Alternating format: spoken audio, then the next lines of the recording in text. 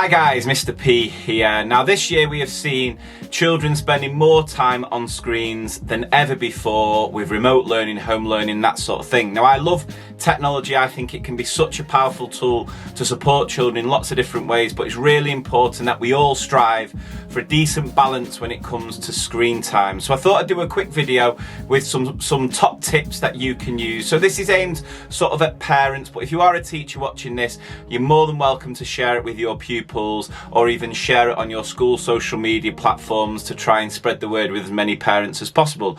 I also want to make it clear that I'm not making this video stood on my soapbox making it out like I'm perfect and I strike the right balance with my children. These are just some sort of ideas and sort of tips that I strive towards, and hopefully you'll find them useful too. So my first tip is to use some of the built-in features of your device to set time limits. Now if you're using an Android device, you can do this through the Google Family Link app that I've posted about before. If you've got an iPad or iPhone or Apple device, if you go into the settings, there is a screen time option where you can then set downtime and set time limits for your children.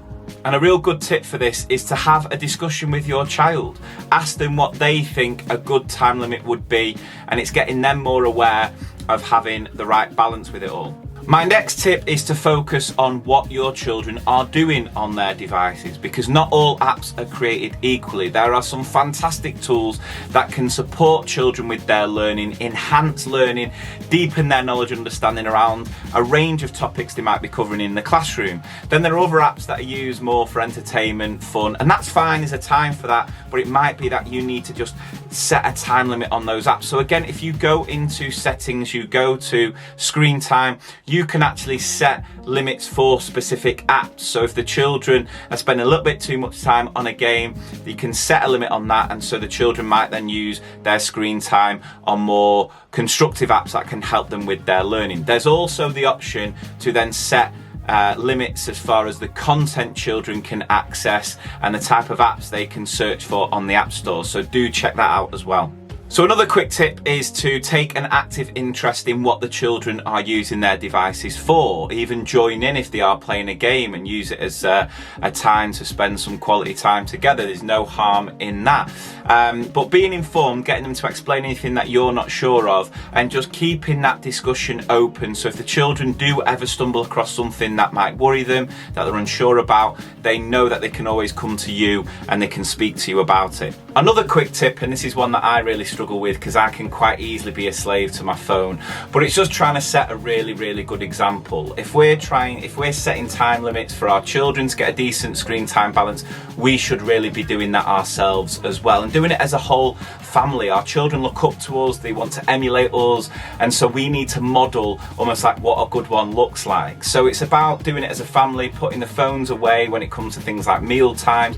When our children do ask us a question, putting the phone away and giving them our full attention, because it is so important. And something that I found really helps with this is to just turn all your notifications off, so when the phone is away you don't hear those pings that tempt you back in. Another quick tip is to not allow the children to have devices around bedtime and in their bedrooms, because this can really have a negative impact on the quality of sleep that they get. So there is absolutely no technology in our household for at least an hour before the children go to bed. We will use that time for other things such as reading stories and having a chat, that sort of thing. Really important, because the key is making sure children are getting quality sleep, and having a device just before they go to bed can really disrupt that. My next tip is to make sure that the amount of time children are spending on screen is equally balanced with other activities off screen. So going for a walk, going outside, when you go for that walk, when you go outside to do any sort of exercise, screens are put away. We're not using our devices there.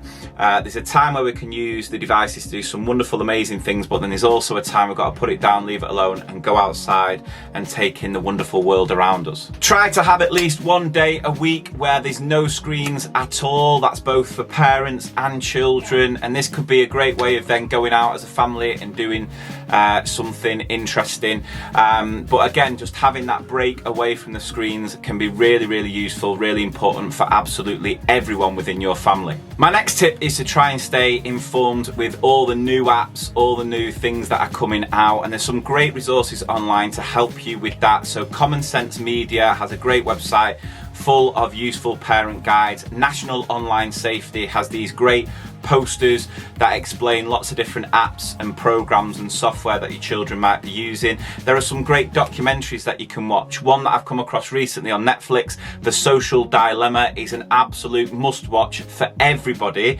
for us to understand how social media works so we don't fall victim to all sorts of problems that are affecting us. So get on board with some of those websites, some of those ideas, and that will help you stay informed with everything that your children might be doing on their devices. Another interesting one, and this is one that I've started to do with my children now as well, as they're old enough to understand social media and what goes on, is that when we do take a picture, I will ask their permission to share it on my social media pages. I know this sounds silly, but it starts to really teach the children about how they have a choice and how they have the opportunity to give consent as to whether their photos are shared online. I think it's really important that children take ownership of their digital footprint at an early age, and so just asking them and explaining to them where it's going to go, who might get to see it, I think it's really important to inform them about how social media works and getting them to understand their digital footprint and how to own it. And then my last tip for now is to just not compare yourself to other families. You know, don't feel under pressure that you need to set this amount of screen time because the family down the road are doing that. You know, your family are unique, your family are amazing, your family are your family, and you know them better than anyone else. So it's about finding what works best for you and your family, and that will look different to everybody else. But the key is really striving to get a decent screen time balance for everyone in the household. These screens are amazing, we can do some amazing things with this technology, but at the same time, what we've got to understand is technology can never ever replace genuine human interaction. So I hope you found those tips useful. Please feel free to share with as many people as you like. Thank you very, very much for watching. See you again soon.